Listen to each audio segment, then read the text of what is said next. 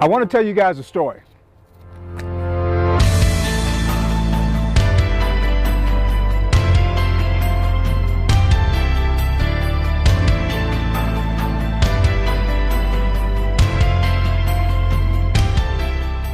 My name is Sharpe.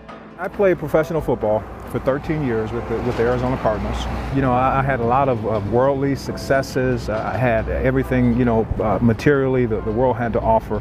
Pro Bowl left tackle, pillar in the community, family man, 5 kids, on TV, speaks 2 languages, everything we want in a player, and he's doing crack cocaine.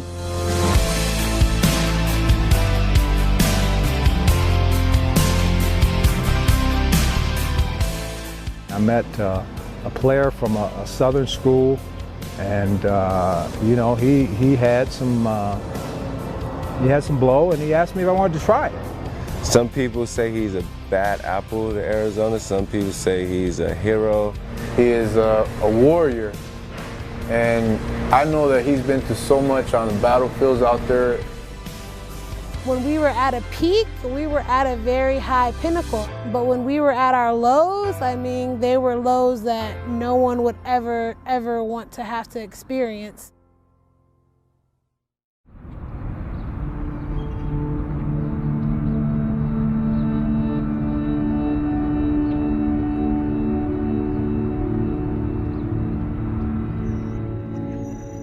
Yeah, this is it. This is where we played. This is our sideline right here.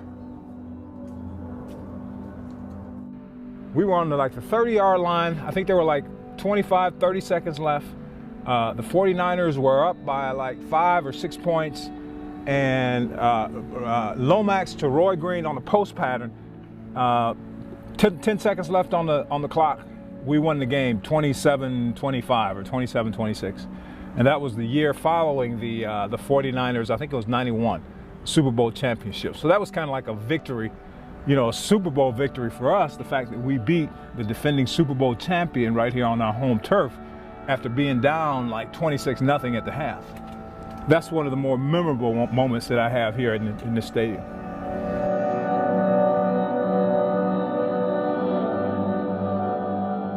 So I was, in fact, the second choice of the St. Louis Cardinals as their #1 choice, number 16 pick in the first round. But I was elated. I was elated because I just never, it was like a dream come true for me to come from Havana, Cuba, not speaking a word of English at 6 years old, to assimilate into a different country, learn a different language, and now finally to be a #1 draft choice, the greatest sport known in this country. That was a huge high for me.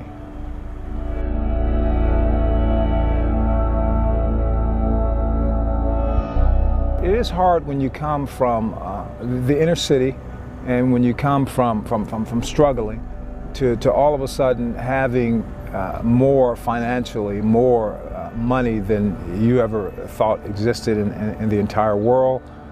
There are a lot of hangers-on, people that want to help you invest your money.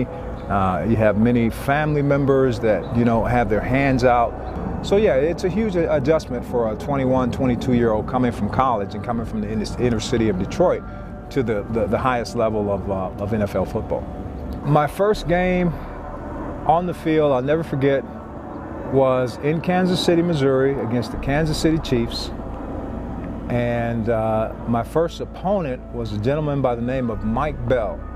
I had it handed to me that game. Mr. Bell gave me a not-so-warm introduction into the NFL. I think he beat me for 3 sacks, and I was pretty down on myself after that game, questioning whether or not I really belong on an NFL field, because this guy Mike Bell, really handed it to me. And so my confidence was shaken after that first game.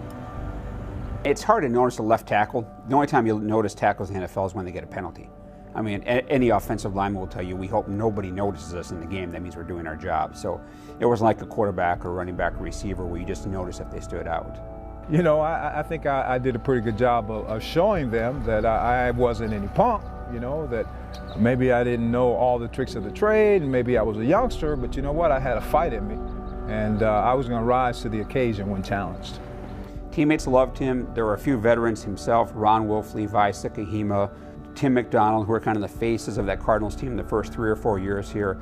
Teammates respected him because he wasn't afraid to stand up to the organization and say what he thinks was going on wrong or say what he think needed to be changed.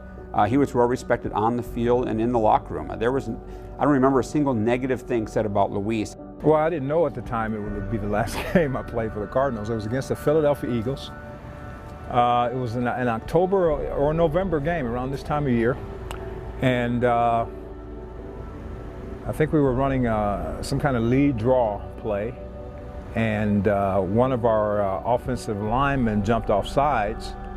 And because of the offsides, the play got kind of tangled, and so the Philadelphia defensive end, William Fuller, shot down the line of scrimmage and hit my knee from behind and kind of crumbled me over, and I tore my ACL, and that was it. I remember being carted off the field, and that was my last game as a Cardinal. I knew it was my 13th season, and I knew that it was a pretty serious knee injury. And, you know, I was just having some doubts and some questions of whether or not I had the wherewithal, you may say, to rehab and, you know, to play at the level that I was accustomed to playing in the NFL. So I kind of knew that, you know, if the injury was as significant as it felt at the time, if it was that serious, that probably would spell the end of my NFL career. I mean, you have to remember, he had everything.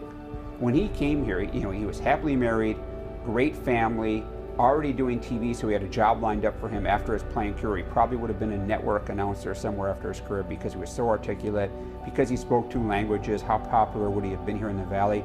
He had everything to gain and so much to lose, and yet still the crack cocaine had taken hold. So while I'm sure the way his career ended didn't help, and that it was obviously a hurtful way for him, I think the addiction at that point had taken him over already.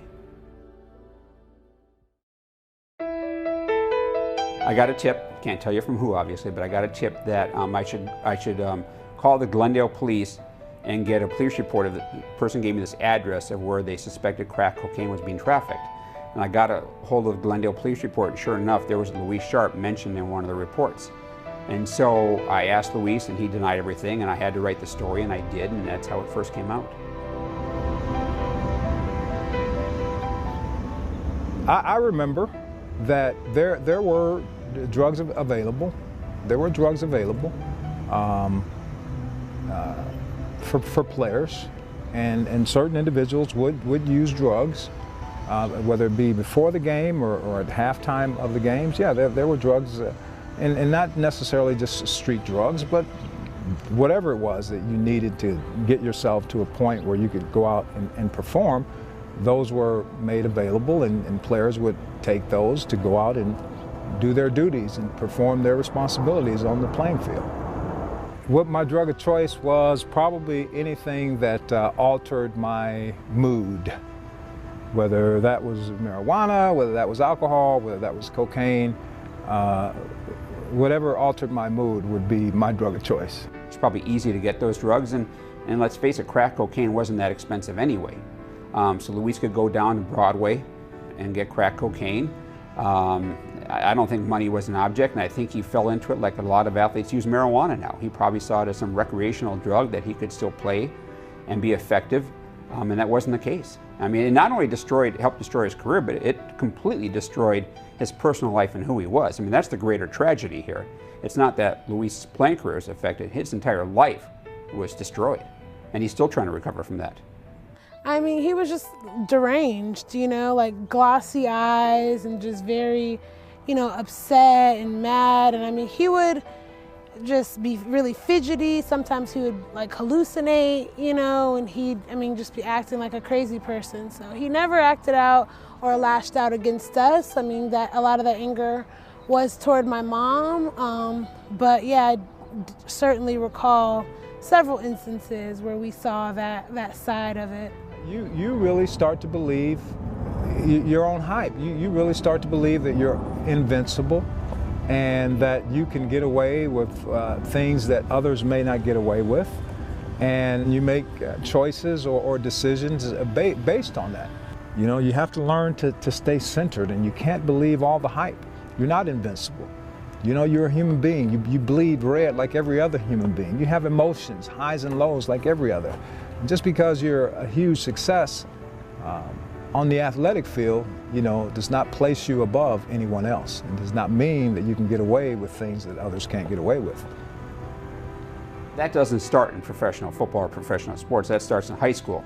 You know, guys like Luis, you know, they're all-state players in high school, and they're put on a pedestal even then. Then they go to college. Luis went to UCLA, and they're the talk of the campus. Every girl wants them. Every guy wants to be like them, that old saying, and they think they're bulletproof.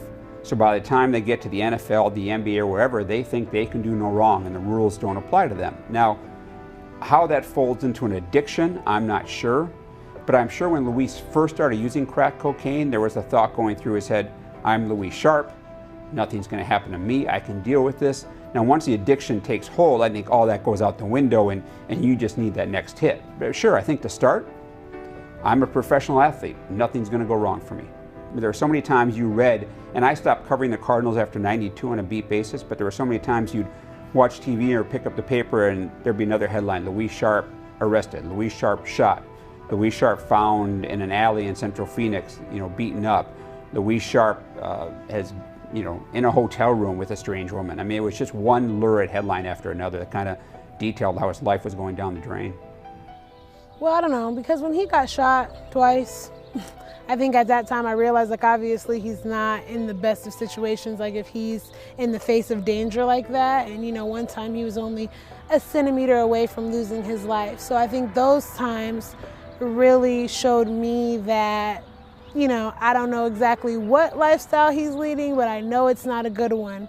Probably doesn't make much sense to people who haven't really dealt with these different adversities in life, but it was almost like when he was incarcerated, like I knew he was okay, and I knew that I would talk to him and he would be coherent and we'd be able to really connect about what was going on in life. When he was just out in the world, you never knew what that next phone call was going to really, you know, consist of. So, well, anytime you get involved with drugs, you know, anytime you put in alcohol or any substance, mind-altering substance into your body that changes how you think, obviously it's not only going to affect you negatively, but it's going to affect the people that you love in a negative way. So obviously, you know, we know what the end result was with me. Absolutely. In terms of destroying his entire career, who he was as a person, losing his family, losing his reputation for an extended period of time, it's hard for me to think of anybody. I mean, we're not talking somebody who was found with crack cocaine, got clean a year later, has played and kept his wife and kids. We're talking about somebody who completely destroyed every aspect of his life. I can't think of another athlete who did that.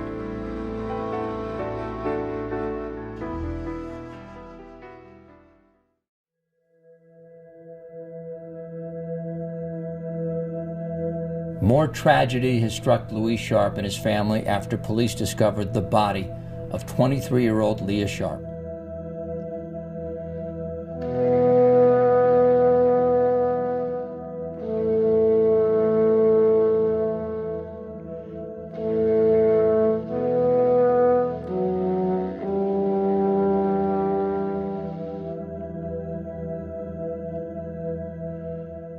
I think it was after she moved to Michigan, after she graduated high school, she just kind of, you know, really took a turn to the left at that point. I'm trying to remember the exact details of her death, but I do know, talking to Kathy, Luis's ex-wife on a few occasions, she said that Leah tried to replace Luis with older men in relationships, and some of those men didn't treat her well, and it kind of led her down the wrong path.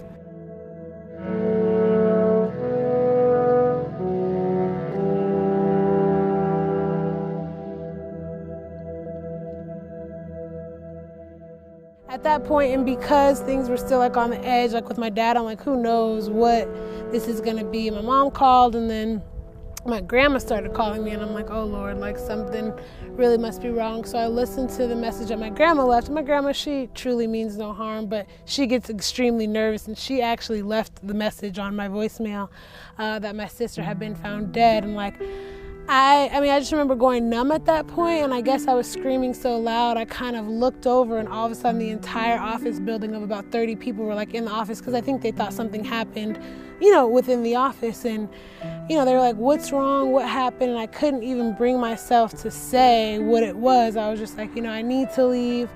And they walked me out to my car, and I called my best friend at the time, and I couldn't, again, like bring myself to say what had just happened.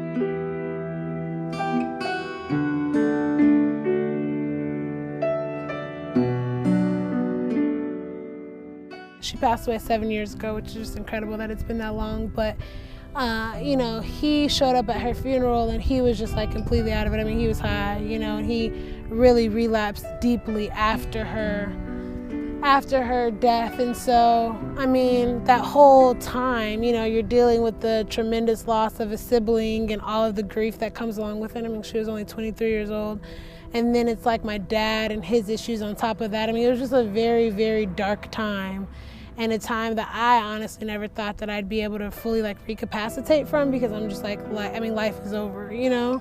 And I know a lot of people, you know, in this community that were there during this time, I think they had really just seen like, wow, you guys have truly hit rock bottom. Like, things are just way out of your control.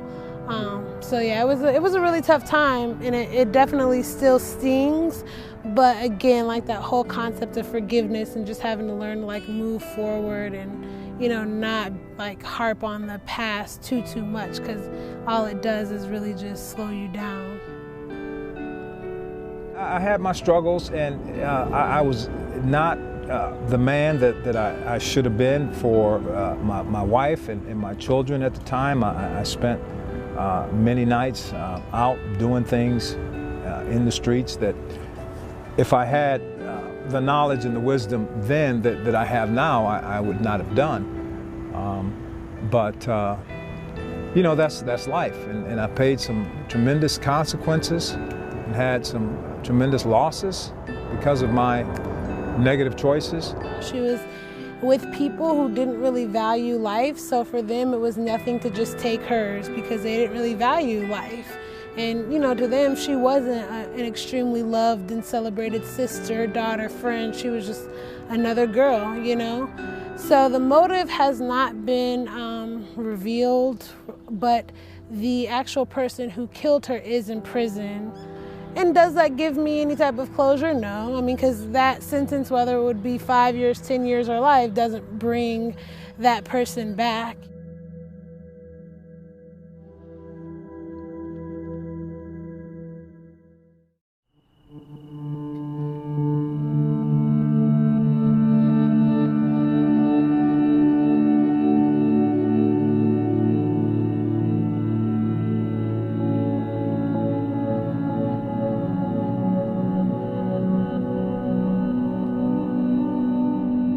Going to visit their football team after practice, and I'm going to share just a little testimony, a word of encouragement with the young men, and you know, share some of my personal football artifacts with them in the hopes of maybe helping guide them in the right direction in life.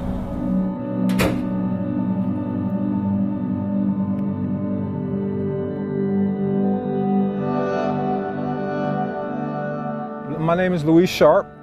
I'm here to tell you, you don't want to go where it is that I've been, losing your freedom, being apart from your family, okay? I had a lot of successes. I became an all-pro. I was a team captain. I was making lots of money. I had all kinds of adulation, fans in the community. But you know what happened, fellas? I didn't stay centered. I didn't know who I was. I didn't know who I was, and now when I started getting all of these things, because I didn't stay centered, I didn't stay connected with my family and friends, where it is that I came from, guess what? I started believing that I was invincible. I started believing that I was something special. And I started getting involved with people and getting involved in activities. I didn't grow up like that. And the resulting consequences. You guys have had some struggles. You've had some injuries. Maybe the season hasn't gone quite like people anticipated it to go. Fellas, I know what that's like. You know, when I was out there on that football field, If anybody said anything to any of my compadres on my team, that's my brother, man. Don't mess with him. I'm taking up for him. You know, we're in this thing together. We're in this thing together. I love this man, and I will stick my neck out wherever need be to protect my teammate, particularly my quarterback. I was an offensive lineman, okay? You know, and my quarterback was like my family back there. It's like protecting my family from an invader when the pass rusher was trying to get to my quarterback. That's kind of how I saw it in my mind. I'm not letting you get to my family back there. You know, you guys have to encourage one another. You know what I'm saying? You know what I mean by encourage one another? Uplift one another? You know? Does that make sense? You know, I just wanted to share with you that you guys have a wonderful opportunity. You have a wonderful school here, wonderful coaching staff. I'm sure you have parents that love and support you. And I would just encourage you, men, to do everything possible to become responsible, productive, and law-abiding assets of your community is what it's all about.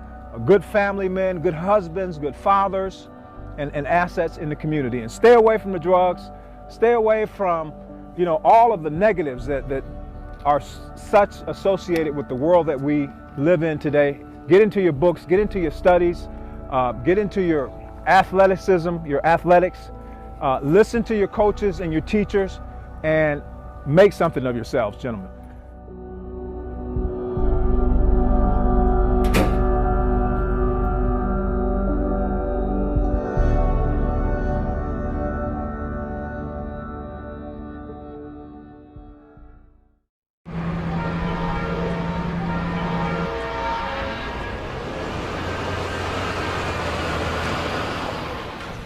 I'm at ICM Ministries, and this is a ministry in the community that helps those in need with their daily sustenance, food, clothing, furniture. I've been volunteering here for 4 or 5 months now, and I love coming here, serving, giving to those in need in the community. Oh, good, I get the phone too, yay. There you go, ma'am. Thank you very much. Here, yeah, that's it. You're welcome. I didn't really know who Louis Sharpe was in the beginning when I first started ICM. I started out here doing community service, and just one day I just noticed this big black guy with these big arms. I'm like, man, he looked like he could have been like a basketball player, a football player. So one day I walked up to him and asked him, hey man, why you didn't play sports? He's like, I did. And so one of the coworkers came up to me and said, yeah, that's Louis Sharpe. I'm like, who the hell is Louis Sharpe? I didn't know. They say, you look familiar. And I don't tell them. You know, I let them figure it out. And eventually, yeah, didn't you play for the Cardinals? And then when they say Cardinals, yeah, I can tell them my name. He's been a blessing to us here. And likewise, he talks to the people here that come in with problems, you know, just to keep them strong and keep going forward and keeps them positive. So that's what he does now. So he's still a celebrity, you know. We got a family of 8, and we're going to fill the food box as best we can. We don't have a lot today, but these are dry goods, your beans, your cereals, peanut butter, things like that. Let's see what we have in here for meats.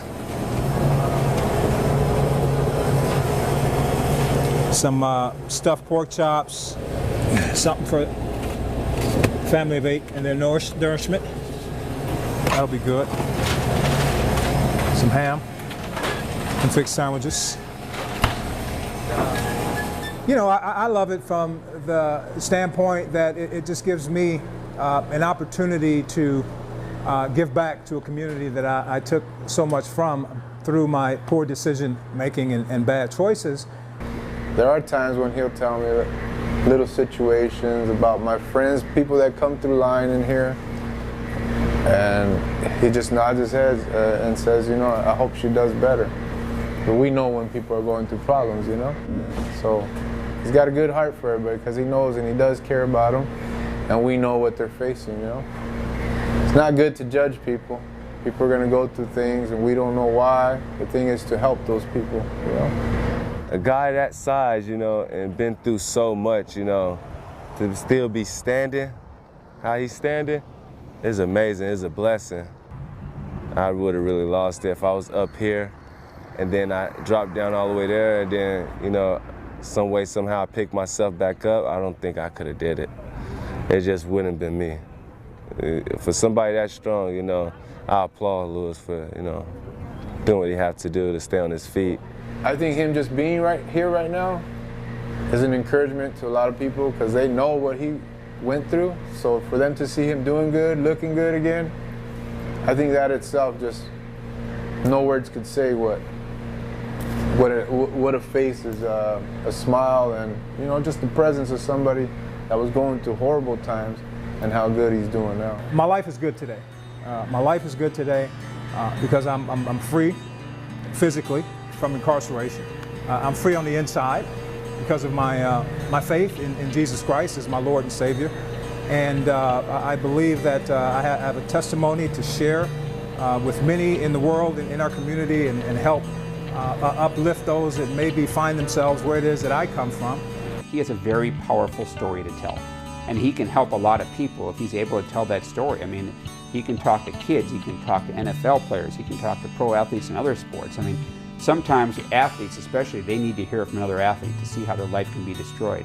Think of the message he could give to colleges and high school speaking. I mean, it's been a terrible, terrible 20+ years for him, but think of the good he can do now. I just hope he stays clean and does that.